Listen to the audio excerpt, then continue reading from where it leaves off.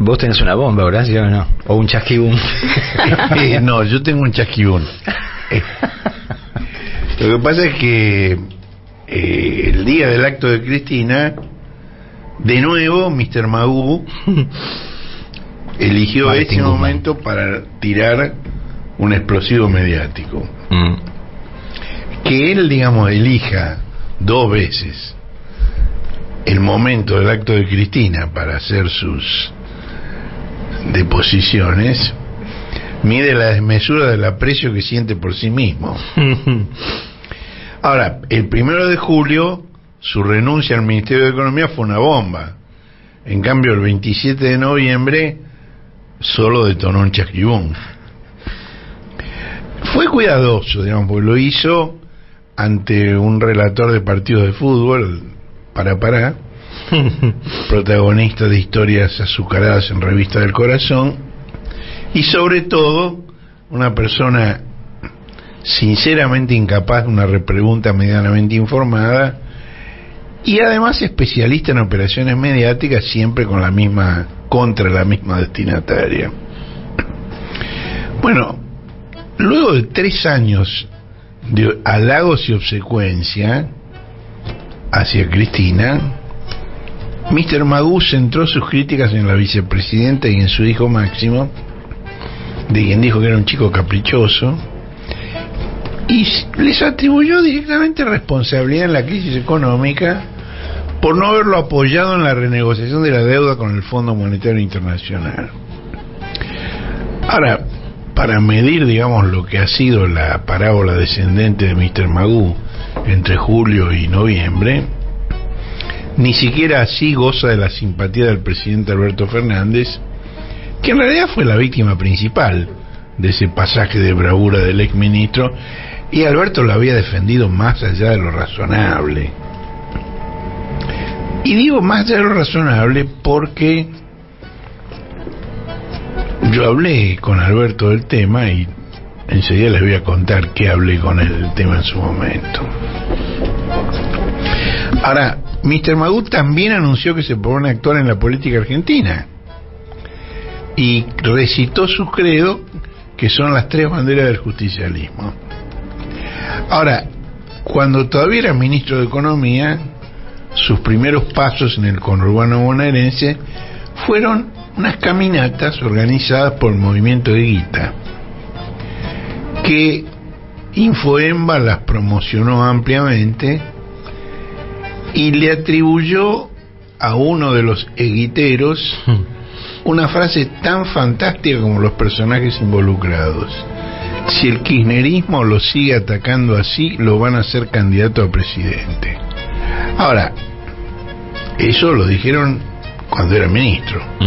Cuando renunció, el Movimiento de Guita lo acompañó hasta la puerta del cementerio. El jueves, el Movimiento de Guita apenas participó con una delegación simbólica de 30 militantes y sin dirigentes conocidos en la movilización en homenaje a Eve Bonafini. Esto es así porque la presidenta de la Asociación Madre de Plaza de Mayo había sido frontal con ellos. En diciembre del año 2001, Eve cumplió 93 años. Y en esa ocasión alertó contra los ranchitos aparte que terminan siendo randazo.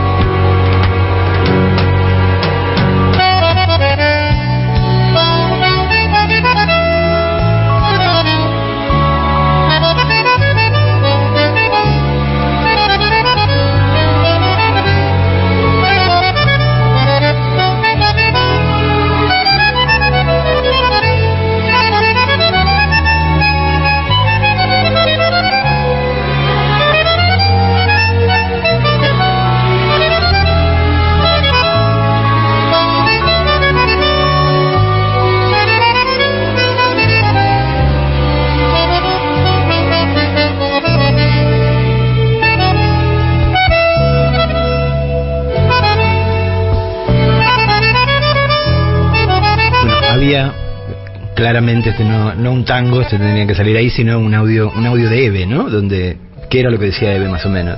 Y Eve decía, a ver... Bueno, Eve decía que...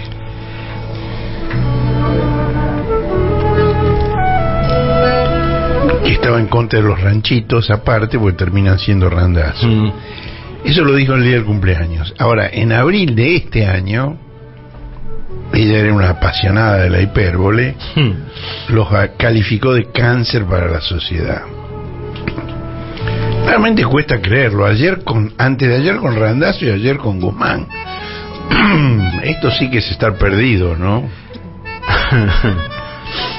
Y ahora ni siquiera la conducción eguitera sostiene en forma abierta la lapidación de Cristina. Y pasó un episodio del cual no he visto ninguna información pública, pero que me parece que es muy importante. Papá Noel, su segundo en el Ministerio de Desarrollo Social, Alejandro Gramajo, a quien llaman el Peluca, la intendenta de Moreno, Mariel Fernández, y el dirigente de San Martín, Leonardo Grosso, pidieron una audiencia con Cristina, quien los recibió en el Senado. Y lo hicieron porque no pueden soportar una confrontación sin que se les parte una base social que idealiza a la conductora que ellos detestan. El que tuvo una frase lapidaria fue Guado, que se refirió al randacismo sin randazo, que esa no es una opción para quienes basan su política de poder territorial en la disposición de abundantes recursos estatales. En el Estadio Maradona de La Plata, el día del acto de Cristina, estuvieron presentes la enemiga jurada del punto aparte, Victoria Tolosa Paz, que no se rinde, no va a perder una sola batalla en esa guerra. Estuvieron también Mariel Fernández y Grosso, y hubo una entrevista laudatoria a la vicepresidenta de Juan Manuel Valmedina Hijo en la señal de noticias por cable del turista catarí Víctor Santamaría. Todos estos hechos fueron anticipo y complemento de esa capitulación. El Partido de los Comunes, que está organizando Papá Noel, debería servir para negociar espacios en las listas, amenazando con ir por fuera si les niegan las PASO en La Matanza. Ahí en La Matanza ha habido una denuncia muy curiosa contra el intendente Fernando Espinosa por abuso sexual, muy curiosa, muy llamativa, que coincide con el desafío electoral a Espinosa por parte de Madame Pérsico. Pero a pesar de eso están resignados a que Cristina retiene la centralidad en el frente de todos y que solo ella va a decidir las candidaturas a la presidencia y a la gobernación bonaerense, cualquiera sea el mecanismo formal que rija. La verdad quedan pocos que todavía no hayan advertido esto. Bueno, el martes 19 Papá Noel bailó durante media hora en la cuerda floja durante una entrevista con Iván Chergrovsky en el programa El Fin de la Metáfora.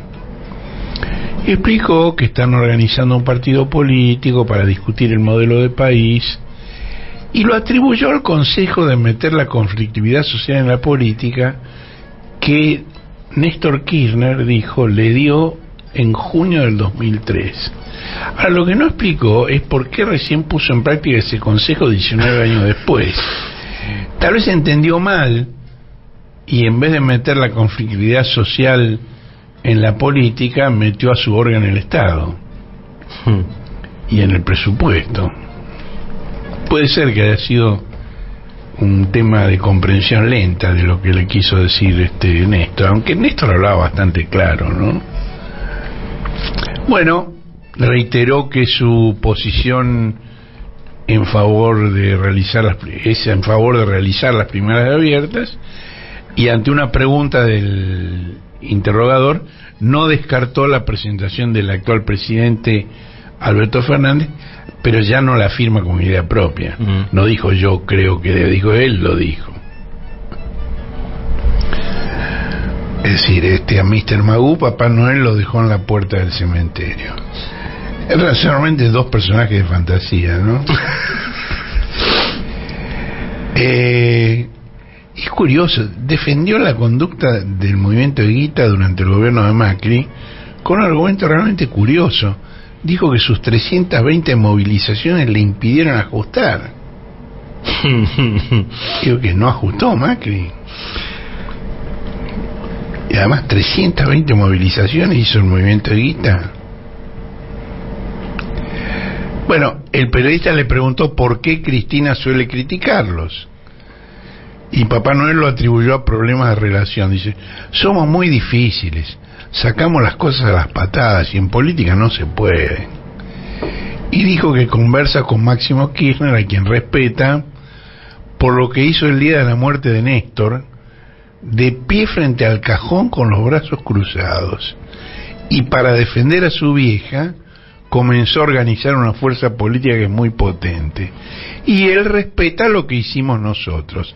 Es lógico que nos juntemos y no está mal que tengamos discusiones. No, no está mal. Acá hay otro desfasaje cronológico, ¿no? Tremendo, tremendo, porque Kirchner murió en octubre del año 10 y la Cámpora comenzó a organizarse en el año 6, cuando el aún presidente Kirchner decidió que no buscaría la reelección y estimuló el surgimiento de un agrupamiento juvenil que debía acompañar la postulación de Cristina el año siguiente. Bueno, Papá Noel también eludió una pregunta sobre la candidatura de Cristina. Dijo, quiero que ganemos, estamos muy mal, no ayuda que Máximo o yo definamos antes de tiempo, con la militancia que expresamos sería dar una ventaja. La que tiene más capacidad de ordenar es Cristina, no vamos a ponerle palos en la rueda. Yo no elegí a Scioli ni a Alberto, ni siquiera voté por Néstor Kirchner, pero desde que estuvimos hicimos todo lo posible por apoyarlos. Y también ahora vamos a apoyar al candidato que esté en las mejores condiciones para ganar. Clarísimo, ¿no? Siempre con el que esté. Eso se llama una línea de conducta. Yo no lo apoyé, yo no lo voté, yo no lo elegí, pero lo vamos a apoyar. Sea quien sea. Es una declaración realmente de una sinceridad encomiable. Bueno, le respondieron al ex ministro de Economía un predecesor y un sucesor en el cargo. Uno fue Axel Kicillof y el otro fue Sergio Massa. Kicillof tiene una especial autoridad como ex ministro, como gobernador y como asesor de Cristina en temas económicos. Y Kicillof refrendó lo que el cohete publicó en exclusiva hace 9 meses. Que Guzmán le ocultó a él, a Axel, a Cristina y al presidente Alberto Fernández que el acuerdo que estaba negociando con el fondo no era una reestructuración que postergaría los pagos de la deuda contraída por Macri, sino una refinanciación, es decir, un nuevo préstamo con intereses y condiciones adicionales. Y ahí tenemos un par de links a las notas donde contamos eso en el momento que estaba ocurriendo. Bueno,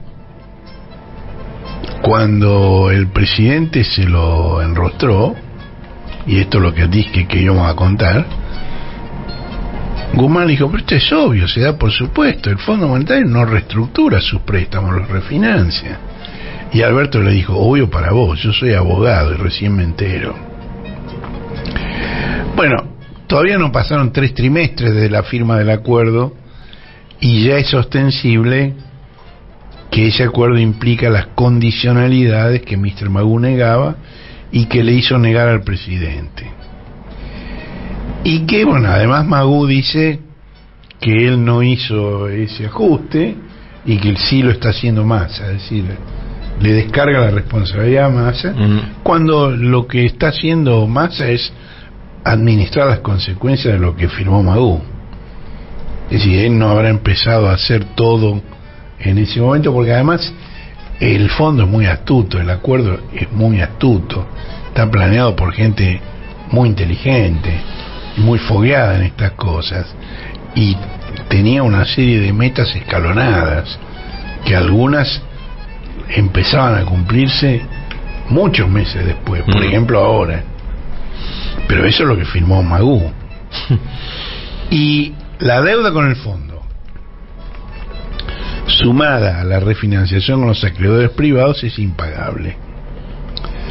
Hace 40 días Massa le anticipó al cohete, y también tenemos el link, que temía una nueva corrida cambiaria antes de que se iniciara el campeonato de fútbol en tierras árabes. Y es lo que pasó. Efectivamente. E incluso preveía enfrentarlo con un plan de estabilización que incluyera un acuerdo de precios y salarios hasta la finalización del verano, que es lo que está ocurriendo. Bueno, hay un consenso sin disidencias, y es que frenar la escalada inflacionaria es condición necesaria para mejorar el poder adquisitivo del salario y para competir con alguna probabilidad de éxito en las elecciones presidenciales. Esto Cristina comenzó a plantearlo a fines del 2020, pero hoy ni Alberto lo discute. Ahora, el clima de estos meses realmente está muy enrarecido, y en ese clima hubo 3 consultores de grandes empresas que sorprendieron con sus planteos. Vamos a enumerarlos. Uno es Carlos Melconian. Según Patricia Bullrich, Melconian forma parte de su equipo económico junto con Luciano Laspina. Bueno, Melconian dijo en Uruguay que el acuerdo con el fondo es incompatible con un buen desempeño electoral del gobierno que intente cumplirlo, ya sea el de Macri en el 19 o el actual ahora. En ese tono coloquial que lo caracteriza, dijo que por eso él rechazó el ofrecimiento de Macri de hacerse cargo del Ministerio de Economía. Y dijo: un presidente y un ministro con Lipton al lado, Lipton, el funcionario del fondo que era el segundo de Christine Lagarde y que ahora está con Janet Yellen en el Tesoro de Estados Unidos, un presidente y un ministro con Lipton al lado toman mate. ¿Qué voy a hacer si el programa lo hacen ellos? Y Macri, según Melconian, asombrado, le dijo: pero Trump nos dio el mayor préstamo en la historia del fondo para ayudarnos a ganar las elecciones. Y Melconian le explicó que el resultado sería el contrario. Digo, cada vez que habla Melconian hay que bajarle la espuma. O dicho en términos económicos, hay que aplicarle un desagio. Porque Melconian es un muchacho que necesita compulsivamente demostrar que se las sabe todas y que el que no lo escucha pierde. Ahora, quitarle la espuma a Melconian, aplicar el desagio, e igual el relato es muy significativo. Otro de los consultores es Gabriel Rubinstein, que es, como recordarán, el viceministro de Economía de Massa.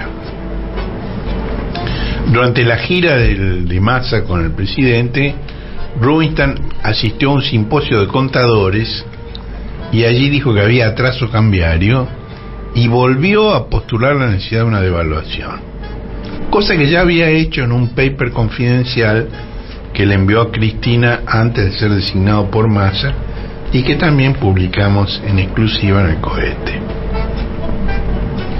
Y cuando yo digo en exclusiva, es en exclusiva. Yo no malgasto esa afirmación. En ese paper Rubinstein ponderaba los superávit gemelos obtenidos por el kirchnerismo. No, en ese paper no, en el simposio de los contadores ponderó los superávit gemelos obtenidos por el kirchnerismo, que por supuesto le atribuyó a Roberto Labaña, con quien él colaboró desde el Banco Central en esa época, y advirtió que si la devaluación que el propio Rubinstein pregona se hace mal, se repetiría el Rodrigazo de 1975. El tercer consultor es Emanuel Álvarez Agis. En distintas presentaciones restringidas, pero también por televisión con Berco, Agis propuso, para frenar la inflación, una fuerte devaluación, un aumento de retenciones, tarifas y salarios, y una vez hecho esto, para reacomodar precios relativos, un congelamiento general de todas esas variables por 6 meses. Y en un pasaje autorreferencial dijo, pues Melconian no es el único canchero, ¿no? Es el más canchero, pero no el único. Álvarez Agis dijo que si en diciembre del 19 le hubieran ofrecido el Ministerio de Economía, él lo hubiera aceptado, ya fuera para romper con el fondo y ponerse el casco, o para renegociar un acuerdo rápido desde la fortaleza de aquel momento. Pero no lo asumiría ahora, luego de 3 años, escuchen lo que dijo, luego de 3 años pelotudeando y perdiendo dólares en una gestión desastrosa de divisas, para llegar tarde y mal a un acuerdo que no se puede cumplir. Esto último es mío, no de él. Dice pelotudeando y desastrosa. Y dice eso y pone cara de fuego, amigo. Bueno, Massa ignoró a Melconian, zamarreó en privado a Rubinstein y en público a Álvarez Agis, y reiteró que hará todo lo necesario para evitar una devaluación. Y tuvo un encuentro con el Consejo Interamericano de Comercio y Producción, CICIP, donde advirtió que en caso de una devaluación no solo se depreciarían los salarios, que es lo que las empresas quieren, sino también el valor de las empresas de quienes lo escuchaban. Ahora, esto suena bien, digamos, qué hábil Massa. Les hizo ver que no solo perderían los trabajadores, también perderían ellos, porque se depreciarían sus empresas, en dólares pasarían a valer menos. Pero no es así, es un mensaje que es válido para los peces chicos, pero no para los tiburones que llevan casi medio siglo transnacionalizados y dolarizados, por lo cual la devaluación no merma, sino que aumenta sus ganancias. Y es curioso porque Massa los conoce bien. En 2013, por ejemplo, el CICIP lo apoyó en forma explícita en su excursión electoral, y en 2019 el actual presidente de CICIP, Marcos Pereda Born, que al mismo tiempo es vicepresidente de la Sociedad Rural, fue el principal aportante a la campaña electoral de María Eugenia Vidal, con más de 5,5 millones de pesos entre donaciones personales y de sus empresas. Ahora, tan cierto es que estas grandes empresas no pierden con la devaluación, que hace 2 semanas la Comisión Nacional de Valores actualizó al 30 de septiembre los balances de las empresas que cotizan en bolsa, donde están buena parte de las que integran el CICIP. Y el Centro de Economía Política CEPA, que el viernes festejó su 10º cumpleaños, yo me disculpo por no haber podido asistir, porque el viernes es un día fatal para todos nosotros. Me pliego a esa disculpa. Así es. El CEPA convirtió esos resultados en dólares. Lo hizo con el precio oficial promedio del dólar de cada periodo para varias empresas muy significativas: Arcor, Molinos, Clarín, Ternium, Pan American y Tecpetrol. Para esas empresas en 9 meses de este año, y para Aluar, Ledesma y La Anónima el trimestre junio-septiembre de este año, que es el de mayor aceleración inflacionaria. Bueno, en las 9 empresas mencionadas, en promedio las ventas crecieron un 79,5% interanual en dólares. En dólares. Si solo se consideran las alimenticias de estas y de comercialización de alimentos, que son Arco, Molino, Ledesma y La Anónima, el incremento de las ventas fue mayor aún, fue del 92,2% interanual en dólares. Eso son las ventas. Veamos el resultado operativo, es decir, con esas ventas cómo les fue. Bueno, el resultado operativo, tal como está medido en esta investigación, representa lo que sucedió con el giro principal del negocio, es decir, la evolución de una actividad económica, la producción y comercialización de alimentos, porque, digamos, CEPA, no sé si CEPA o la propia Comisión Nacional de Valores, excluye el costo de financiamiento de este cálculo. Bueno, para el conjunto de las 9 empresas, las utilidades crecieron un 40,3% interanual en dólares. Y si solo se consideran las alimenticias, Arcor, Molinos Ledesma y de comercialización de alimentos, la anónima, el incremento fue del 31,8% interanual en dólares. Entonces no me digas que con la devaluación se va a desvalorizar. ¿Corren riesgo? No corren ningún riesgo.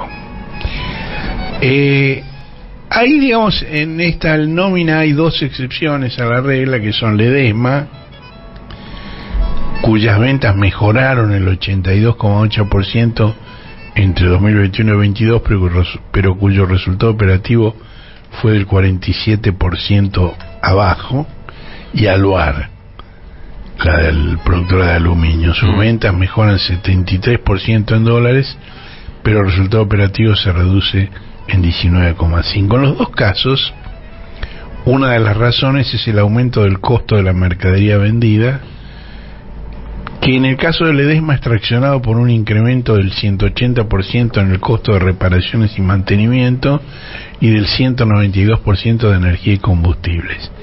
En el caso de Aluar, la desvalorización de las materias primas y de productos acumulados incrementó el costo de la mercadería vendida, porque el aluminio redujo su valor en dólares entre el tercer trimestre del 21 y el tercero del 22 el 11,1%.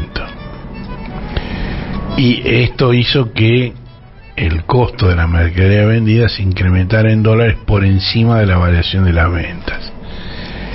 Bueno, Massa también dijo que algunos de ellos que lo escuchaban actuaban como cuervos ante los problemas del país. A mí esto me hizo acordar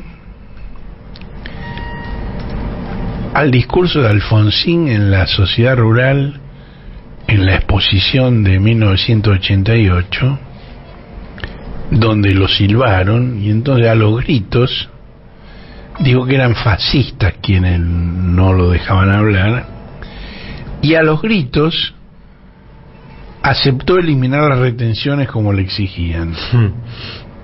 Bueno, Massa los llama cuervos.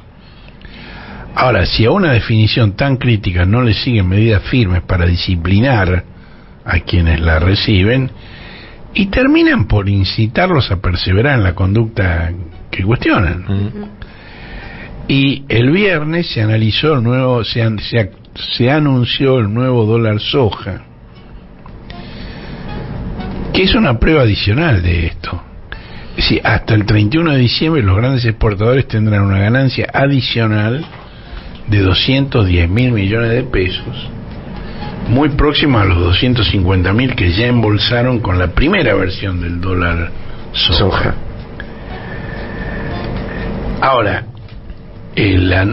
Massa se reunió con Alberto el viernes, almorzaron en el Ministerio de Economía, se fotografiaron juntos cruzando de la Casa Rosada al Ministerio de Economía para almorzar allí, y se anunció el dólar soja, pero no hubo anuncios sobre las prometidas mejoras para quienes sobreviven de su trabajo. Eso sigue postergado. Lo que sí se anunció antes del almuerzo fue el aumento del salario mínimo vital y móvil. Ahora, ese aumento no interrumpe la línea descendente.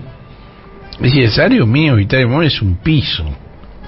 Más abajo de eso no hay nada. Bueno, pues viene descendiendo ese piso desde hace demasiado tiempo. Y en la radio no te puedo mostrar un gráfico, pero es una línea que va para abajo permanentemente. Se viene a pique. Bueno, la última versión de la política de precios anunciada por el gobierno va en la misma línea. Mejores intenciones que resultados. Va a incrementar las ventas y las utilidades en las grandes cadenas comerciales, que son las que adhirieron al acuerdo, pero va a aumentar los precios en los locales de proximidad, que es donde compran los sectores menos favorecidos de la sociedad, que no son parte del acuerdo de precios. ¿Cómo se llama ahora? Precios cuidados, se dieron tanta vuelta. Bueno, no sé, me acuerdo. Precios. Acuerdo de precios. Y el propio ministro no parece convencido de que en el segundo trimestre del año electoral el IPC vaya a pasar del 3% mensual. Por eso, hasta no ver resultados ni hablar de candidaturas. Más así se jacta del acuerdo que antes de fin de año van a suscribir las autoridades tributarias de la Argentina y Estados Unidos de intercambio automático de información con fines fiscales, que se basa en una ley de Estados Unidos que se llama de cumplimiento tributario de cuentas extranjeras, y que culmina un largo proceso, tan largo que lo inició en 2011 Cristina, cuando firmó la convención en materia fiscal de la OCDE y del Consejo de Europa.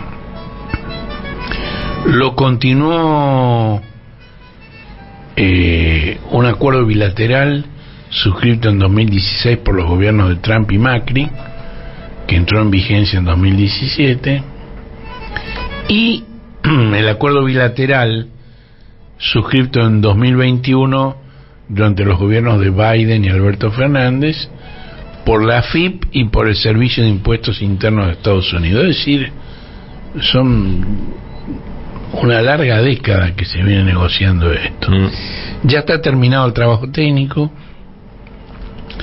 y el último anuncio es que ya está otorgada la luz verde política. Estados Unidos ya acordó firmarlo, y la firma la van a poner los recaudadores de ambos países, porque se trata de un acuerdo de reciprocidad. Cuando entre en vigencia, cada país va a informar sobre las cuentas de residentes del otro signatario en instituciones financieras de cada jurisdicción. Es decir, Estados Unidos va a informar de las cuentas de argentinos en Estados Unidos y la Argentina va a informar de la cuenta de norteamericanos en Argentina. Y el detalle va a ser el titular de la cuenta, el monto bruto de intereses, los dividendos y otras rentas percibidas. ¿Para qué? El acuerdo dice: para combatir el incumplimiento de los contribuyentes que utilizan cuentas en el extranjero sin declarar, combatir el fraude fiscal que implica la pérdida de recaudación. Bueno, la información va a estar sujeta a normas de confidencialidad y protección que no se han divulgado. Y otra cosa que Massa anunció en público, pero que hasta ahora no se había dicho, es que va a haber un nuevo blanqueo sobre los activos no declarados en el blanqueo anterior, que es el que lanzó Macri hace 5 años. Ahí hay especulaciones. La base de ese blanqueo podría ser el proyecto del senador Parrilli de creación de un fondo nacional para cancelar la deuda con el fondo, aunque Parrilli insiste que ese no es un blanqueo, sino que es la sanción justamente a los que no blanquearon. Y falta saber muchas cosas todavía. Por ejemplo, el intercambio automático va a ser anual, cada mes de septiembre. Ahora, esto implica que la primera lista va a llegar un mes antes de las elecciones presidenciales y a menos de 100 días del cambio de gobierno. Esto implica que el único beneficio posible para el actual gobierno estará en las presentaciones que se realicen por el blanqueo. Ahora, Si con un gobierno tan amistoso como el de Macri, que lo hizo al principio de su mandato, demasiados contribuyentes dejaron pasar la oportunidad y se estima que hay por lo menos 100.000 millones de dólares que siguen en la ilegalidad, ¿por qué no va a ocurrir lo mismo ahora con un gobierno en el que no confían y que además está de salida? Bueno, el argumento del temor al intercambio automático de información, digo, la respuesta a esto que yo estoy diciendo es, bueno, sí, pero temen el intercambio automático de información. Ahora, me parece que ese argumento hay que relativizarlo. Primero porque han tenido tiempo de sobra desde que se anunció todo esto para mover sus activos a otras jurisdicciones. Es como el anuncio de que el viernes empezamos la batalla contra la inflación. Parecido. Y además, todavía no se sabe si el acuerdo va a incluir a los 50 estados de Estados Unidos o va a excluir a aquellos que funcionan como guaridas fiscales. Bueno.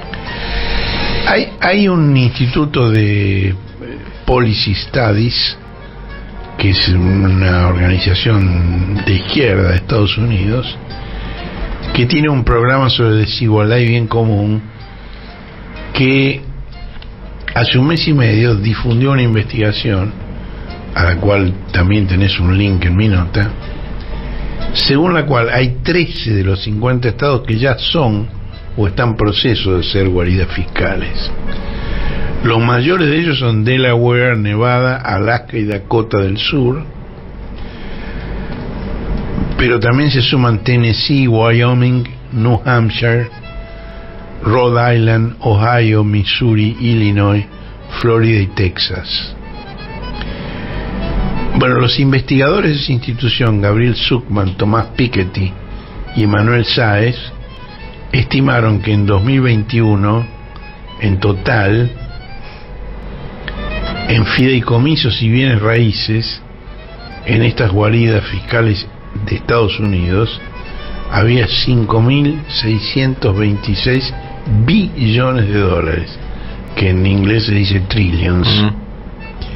Es una fuente de confusión permanente, porque la tendencia de los que no conocen el detalle tiende a traducir trillions por trillones y billions por billones, cuando en realidad trillions son billones y billions son miles de millones. Bueno, además, la semana pasada la Asamblea General de Naciones Unidas adoptó una resolución impulsada por las 54 naciones africanas para comenzar conversaciones intergubernamentales en la sede neoyorquina de la ONU sobre formas de fortalecer la inclusión y la eficacia de la cooperación fiscal internacional. ¿Esto qué significa? Trasladar a las Naciones Unidas, que son el organismo más igualitario que hay, donde están todos los países, trasladar a las Naciones Unidas el proceso de reforma fiscal que durante 10 años está estancado en la OCDE. Y eso lo sostuvo el coordinador de Alianza Global por una Justicia Tributaria. Bueno, como ven, hay muchas cosas por determinar. Es decir, las malas noticias son malas y las buenas están por verse. Bueno, mientras tanto, prosigue la ofensiva judicial contra Cristina. La jueza María Eugenia Capuchetti rechazó la recusación presentada por la querella, pero, digamos, como para darle razón a por qué la recusaban, delegó la investigación por la tentativa de homicidio en el fiscal Carlos Rívolo. La verdad, a mí no me tranquiliza que Rívolo sea quien quede a cargo de la causa, porque fue uno de los protagonistas principales de la movilización que en 2015 procuró incriminar a Cristina, que entonces era presidenta, en la muerte del fiscal general Natalio Anisman, y que fue el eje de la campaña electoral que culminó con la victoria de Macri a fin de ese año. Y además, desde 2018 Rívolo es el principal asistente de Carlos Stornelli en la causa de los cuadernos Fénix, cuyo objetivo final de favorecer la reelección de Macri se frustró por el desastroso manejo de la economía. Bueno, la Cámara Federal... Una garantía, va. Una garantía, sí. Confirmó el rechazo de la recusación de Capuchetti, pero le ordenó que profundice la investigación sobre el ex secretario de Seguridad y actual vicepresidente del bloque de diputados del PRO, Gerardo Milman, y que vuelva a evaluar el secuestro de los celulares de las asistentes del diputado que mintieron sobre su presencia en el restaurante Casa Blanca frente al Congreso un par de días antes del atentado. Una de ellas es la ex Miss Argentina Carolina Gómez Mónaco, que condujo a la Escuela de Inteligencia de la Dirección de Inteligencia Criminal durante la gestión de Milman, Patricia Bullrich y Macri. Ahora, la utilidad del secuestro de esos celulares 90 días después del atentado, no sé. Seguimos con los desfasajes temporales. Tuviste tiempo de borrar todo lo que te interesaba borrar, ¿no? Ahora, Milman también tiene que enfrentar otra investigación a partir de un episodio que ocurrió en abril, pero que recién trascendió ahora, que fue la detención de otra de sus colaboradoras, María Luz Lanusse Peralta Ramos, que fue detenida por policías de tránsito manejando un auto del que no tenía documentos ni autorización. Desde el lugar, la mujer llamó a Milman, que se presentó en el lugar y exhibió la documentación del auto. Ahora, esa documentación planteaba que el auto era propiedad de la empresa metalúrgica Oliva, que durante la gestión de Milman fue contratada para blindar autos oficiales, y la autorización para conducir el vehículo era a nombre de Milman, no de Peralta Ramos. Bueno, todo esto fueron revelaciones del periodista Mauro Federico. Y el episodio trascendió porque el propio Milman denunció a los policías de tránsito que intervinieron. Y en el lugar dijo que esta joven Lanusse era su esposa, cosa que no es. No sé si tienen alguna relación equivalente que lo hace decir eso o si es una pura fantasía. No lo sé, ni realmente no importa.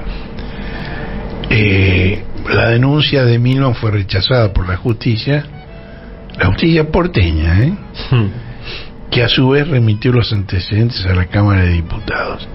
Y el fiscal porteño César Augusto Troncoso remitió sus antecedentes a los fines disciplinarios que correspondan. Bueno, ahí Milman deberá explicarle a sus pares, y además se va a abrir una causa penal para investigar a cambio de qué la empresa de blindajes le cedió ese auto de lujo para su uso personal, si eso se puede interpretar como una dádiva o no. Bueno, en sus últimas presentaciones, la querella de Cristina,